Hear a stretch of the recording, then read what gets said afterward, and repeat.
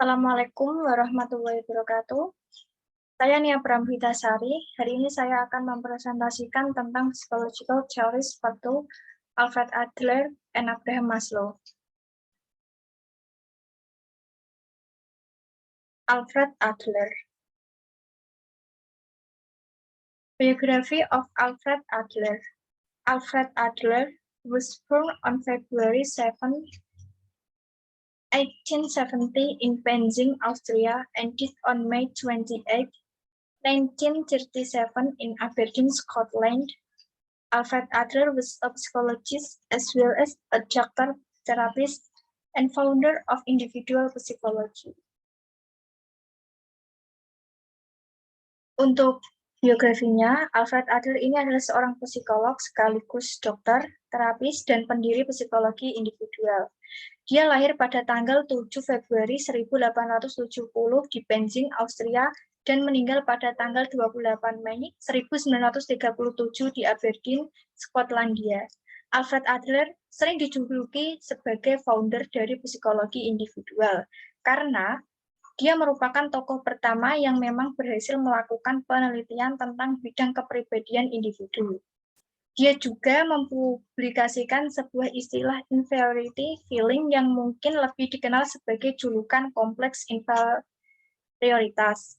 Sehingga bukan hal aneh lagi apabila nama Alfred Adler ini masuk ke dalam jajaran tokoh yang memang sangat berjasa dalam dunia psikologi, khususnya pada psikologi individu. Alfred Adler life. During the 67 years of his life, Adler has done a lot of research, the studies, generally on individual psychology. In addition, there have been many more works that were born from the research conducted by Adler. One of his most famous works in the study of organ inferiority and psychic compensation. This famous work, of course, wears a lot of research subjects. Subjects of research conducted by Alfred Adler include low self-esteem, aggressiveness, instinct, child development, behavior, and individual psychology. Lalu, untuk kehidupan Alfred Adler ini selama 67 tahun, dia sudah melakukan banyak penelitian. Penelitian tersebut mengenai psikologi individu. Selain itu juga, ada banyak karya-karya dari hasil penelitian yang dilakukannya. Salah satu hasil karyanya yang terkenal adalah studi inferioritas organ dan kompensasi psikis. Karya yang terkenal tersebut tentunya sangat membutuhkan subjek penelitian yang tidak sedikit. Subjek penelitian yang dilakukan oleh Alfred Adler ini meliputi rasa rendah diri, agresif, naluri, perkembangan anak, perilaku, dan psikologi individu.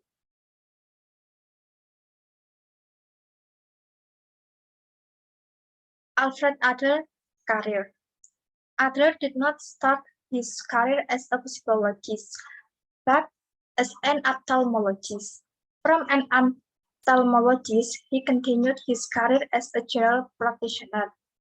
In 1918, Alfred Adler was interested to become the leader of the Vienna Psychoanalytic Society. The Vienna Psychoanalytic Society is a community that helps to deal with the psychoanalytic of society, but there is a discrepancy in the touch and viewpoints of its members. This made Adler decide to leave and resign from his position as a leader. Kemudian, perjalanan karir Alfred Adler ini yaitu dimulainya menjadi seorang psikolog. Untuk mengingat beliau yang terkenal sebagai salah satu tokoh dan bapak psikologi dunia, apakah kamu tahu kalau Adler tidak memulai karirnya sebagai seorang psikolog, namun sebagai dokter spesialis mata. Dari dokter spesialis mata, dia melanjutkan perjalanan karirnya menjadi seorang dokter umum. Pada tahun 1910, Alfred Adler dipercaya untuk menjadi pemimpin dari Vienna Psychoanalytic Society. Vienna Psychoanalytic Society merupakan sebuah komunitas yang membantu untuk menangani psikoanalitik dari masyarakat. Namun, di situ terjadi ketidakcocokan dalam pemikiran dan sudut pandang dari para anggotanya. Hal itu membuat Adler memutuskan untuk keluar dan mundur dari jabatannya sebagai seorang pemimpin. Perjalanan seorang Adler tidak sampai di situ saja. Akan tetapi, setelah keluar dari Vienna Psychoanalytic Society, Adler memutuskan untuk membangun komunitas sendiri yang diberi nama Society Individual Psychology. Sehingga komunitas tersebut lebih untuk menangani psikologi individu masyarakat jika dibandingkan psikologi analitik dari masyarakat secara keseluruhan.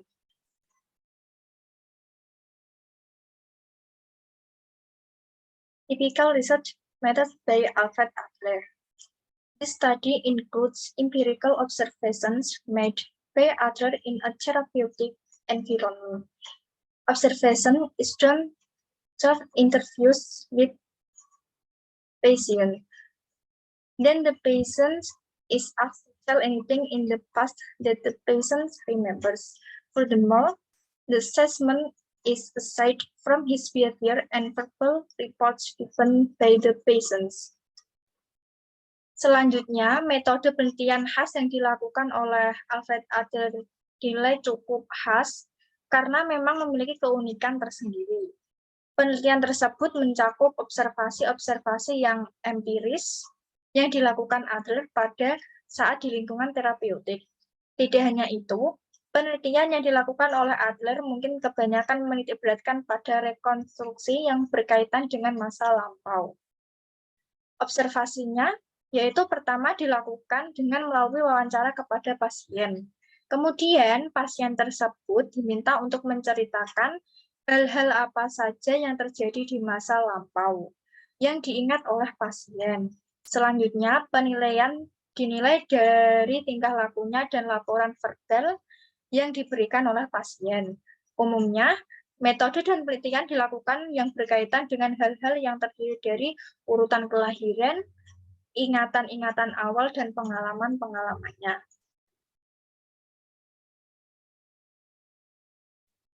Teach and research by Alfred Adler. When striving for success or superiority, 2. Subjective perception, 3. Unity and self-consistency, 4. Personality, 5. Social interest, 6. Lifestyle, 7.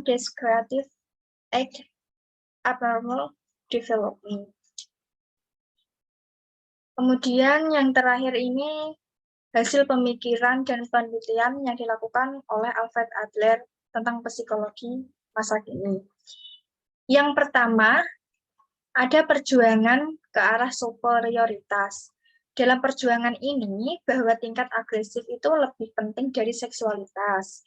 Hal ini dikarenakan tujuan akhir dari manusia adalah menjadi manusia yang agresif, berkuasa, dan akhirnya menjadi superior. Sehingga tidak menjadi hal aneh lagi apabila superioritas disebut dengan sebagai sebuah perjuangan ke arah yang kesempurnaan. Kemudian yang kedua, persepsi subjektif. Prinsip ini membentuk perilaku seseorang dan kepribadian, yang memang tujuan akhirnya itu subjektif ini membimbing gaya hidup kita, memberikan kesatuan pada kepribadian kita. Yang ketiga, kesatuan dan konsistensi diri. Dalam prinsip ini, kepribadian itu menyatu dan konsisten dengan diri sendiri. Dalam psikologi individu, Adler menekankan keyakinannya bahwa setiap orang adalah unik dan tidak bisa dipisahkan. Yang keempat, kepribadian. Dalam prinsip ini, kepribadian manusia menjadi satu melalui perkembangan tujuan hidup. Pikiran, perasaan, keyakinan, pendirian, sikap, karakter, dan tindakan seseorang merupakan ekspresi keunikan mereka dan mencerminkan rencana dalam hidup untuk mencapai tujuan yang telah dipilih. Yang kelima, minat sosial, yang tujuannya itu untuk menciptakan sebuah masyarakat yang sempurna. Menurut Adler, minat sosial itu merupakan satu-satunya ukuran yang bisa digunakan untuk menilai seseorang. Yang keenam, gaya hidup.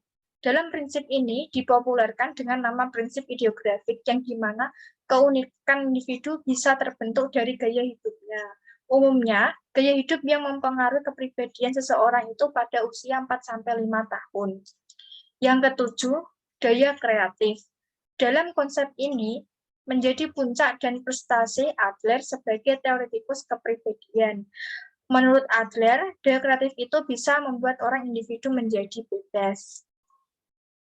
Lanjut, ke-8, perkembangan abnormal.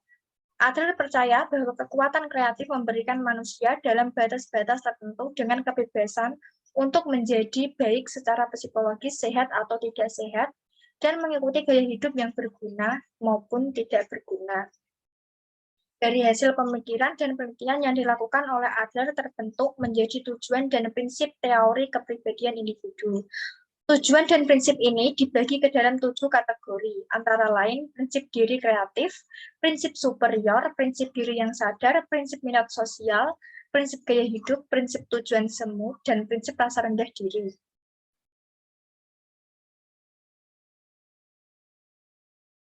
Abraham Maslow.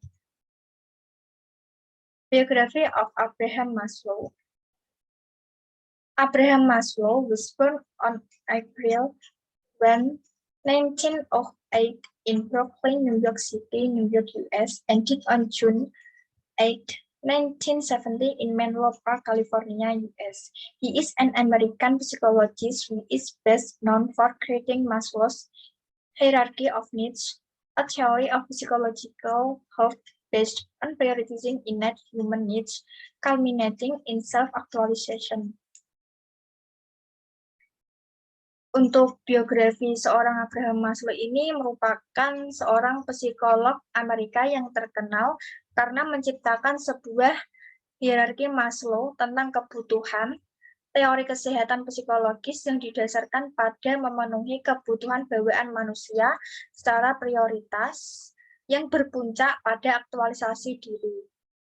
Dia lahir pada tanggal 1 April 1908 di Brooklyn, New York City, New York, US, dan meninggal pada tanggal 8 Juni 1970 di Menlo Park, California, US. Selain itu, dia merupakan seorang profesor psikologi di Alliance International University, Brandeis University, Brooklyn College, sekolah baru untuk sosial penelitian, dan Universitas Columbia.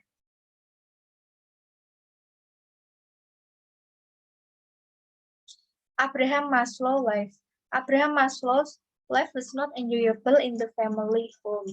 However, he spent much of his time in the library where he developed his academic talents. Lalu, untuk kehidupan seorang Abraham Maslow ini, dulunya itu dia tidak menikmati berada di rumah keluarganya. Namun, dia menghabiskan banyak waktunya di perpustakaan, yang dimana dia itu mengembangkan bakat akademisnya. Akibatnya, Maslow kemudian mengaitkan minatnya pada aktualisasi diri dan optimalisasi pengalaman manusia dengan sifatnya yang pemalu. Abraham Maslow, Education and Career. For his education, Maslow attended the University of Wisconsin to study psychology, and during his career, Maslow co-founded the Journal of Humanistic Psychology in 1961 and the Journal of Transpersonal Psychology in 1969. Kemudian, untuk pendidikan, Maslow itu kuliah di University of Wisconsin untuk belajar psikologi. Yang awalnya Maslow itu terlibat dalam bidang behaviorisme yang berpendapat bahwa perilaku manusia itu bisa dijelaskan dan diubah menggunakan bentuk pengkondisian. Sejalan dengan metode berbasis laboratorium pada saat itu, Maslow melakukan penelitian dengan anjing dan kera. Dan beberapa karyanya yang paling awal melihat emosi jijik pada anjing dan proses belajar primat.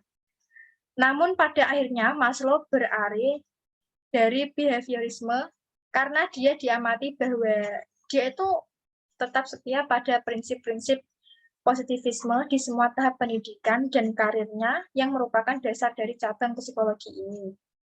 Selama karirnya, Maslow ikut mendirikan Journal of Humanistic Psychology pada tahun 1961 dan Journal of Transpersonal Psychology pada tahun 1969.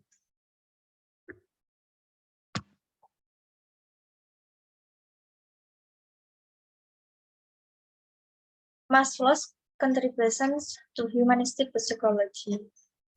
On Maslow's contributions to humanistic psychology, Maslow believed that psychoanalysis was too focused on the sick part of psychology.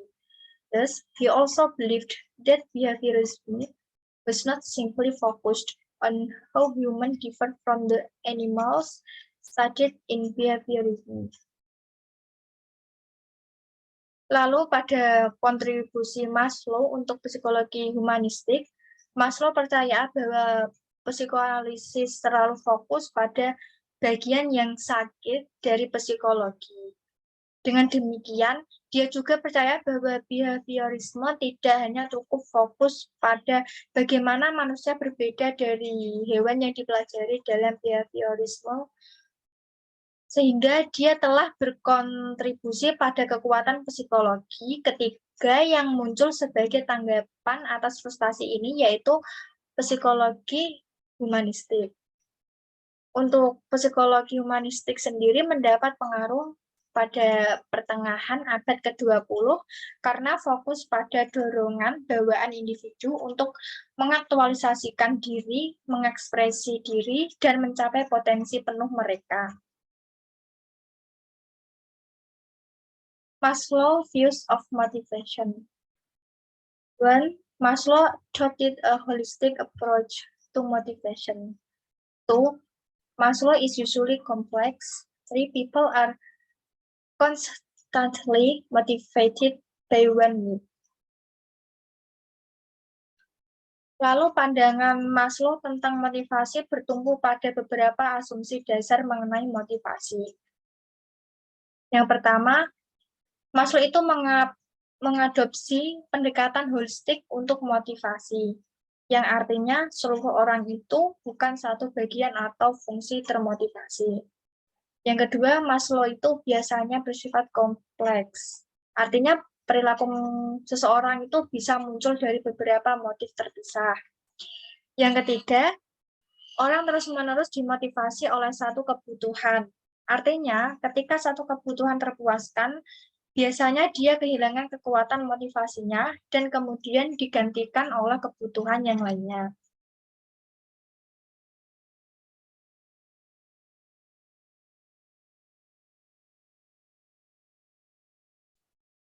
Maslow's hierarchy of needs.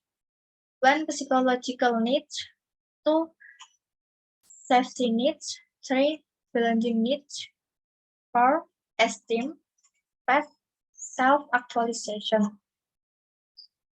Untuk hierarki kebutuhan Maslow, Maslow itu menerbitkan sebuah artikel penting dalam karirnya yang berjudul A Theory of Human Motivation yang muncul di jurnal Motivation and Personality pada tahun 1943. Dalam makalahnya, Maslow berpendapat bahwa keinginan mendasar manusia serupa meskipun banyak keinginan sadar. Menurut teori tersebut, manusia memiliki kebutuhan yang lebih tinggi dan lebih rendah yang diatur dalam suatu hierarki. Kebutuhan tersebut antara lain yang pertama ada kebutuhan fisiologis yang meliputi udara, makanan, tidur, kesehatan, pakaian, dan tempat tinggal. Kebutuhan-kebutuhan tersebut yang diposisikan di bagian bawah piramida yang menandakan bahwa kebutuhan-kebutuhan tersebut mendasar bagi kesejahteraan manusia dan akan selalu diprioritaskan di atas kebutuhan yang lainnya. Yang kedua ada kebutuhan keamanan. Secara khusus, kebutuhan keamanan mencakup keamanan pribadi dan emosional. Misalnya saja, keamanan dari penyalahgunaan, keamanan finansial, dan kesejahteraan. Yang ketiga, kebutuhan rasa memiliki dan cinta. Kebutuhan ini melalui koneksi keluarga, persahabatan, dan keintiman. Yang keempat, kebutuhan akan penghargaan.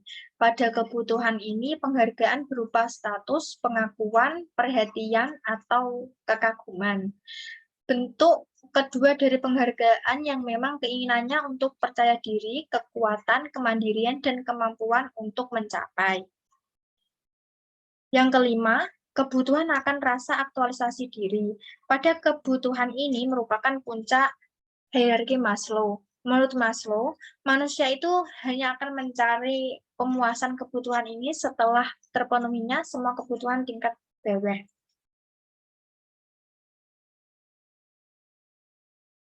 Self-actualization, big experience, and self-transcendence need. Scholars have refined the definition of self-actualization over the years. Towards the end of his career, Maslow revisited his original conceptualization of the pyramid and argued for need above self-actualization. He calls this need self-transcendence, which is defined as one's desire to continue goals beyond oneself and experience fellowship beyond one's convinced self-big experience. Kemudian yang terakhir untuk aktualisasi diri, pengalaman puncak, dan kebutuhan transendensi diri. Jadi, para sarjana telah menyempurnakan definisi aktualisasi diri selama bertahun-tahun. Maslow mengaitkan dengan perasaan tidak puas dan gelisah ketika seseorang tidak menggunakan kekuatan mereka dengan sepenuhnya. Menjelang akhir karirnya, Maslow meninjau kembali konseptualisasi aslinya tentang piramida dan mengemukakan kebutuhan di atas aktualisasi diri. Sehingga dia menyebutkan bahwa kebutuhan ini itu transendensi diri yang didefinisikan sebagai keinginan seseorang untuk melanjutkan tujuan di luar diri dan mengalami persekutuan di luar batas-batas diri melalui pengalaman puncak.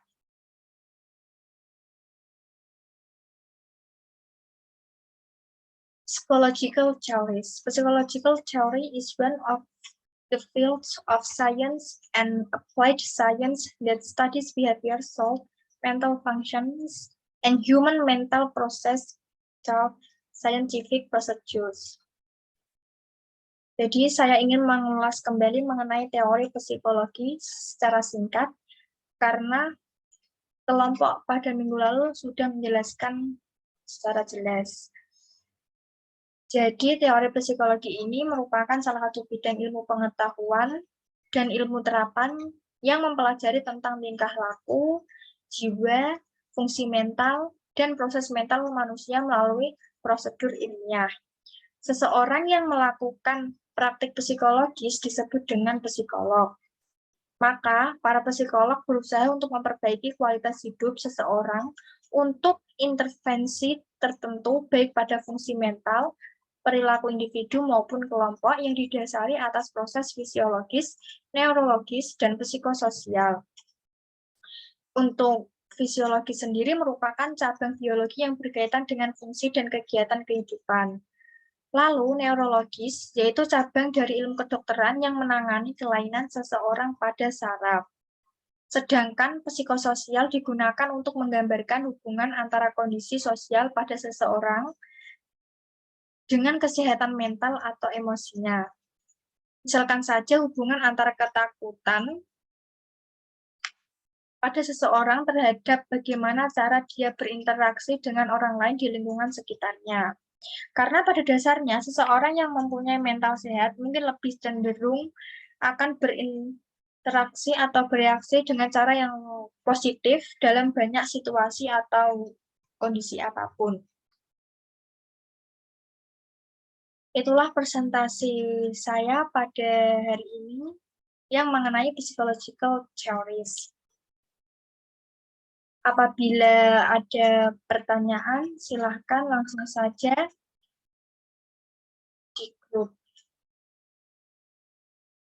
Dan saya mohon maaf apabila selama presentasi saya tadi ada kesalahan. Terima kasih. Wassalamualaikum warahmatullahi wabarakatuh.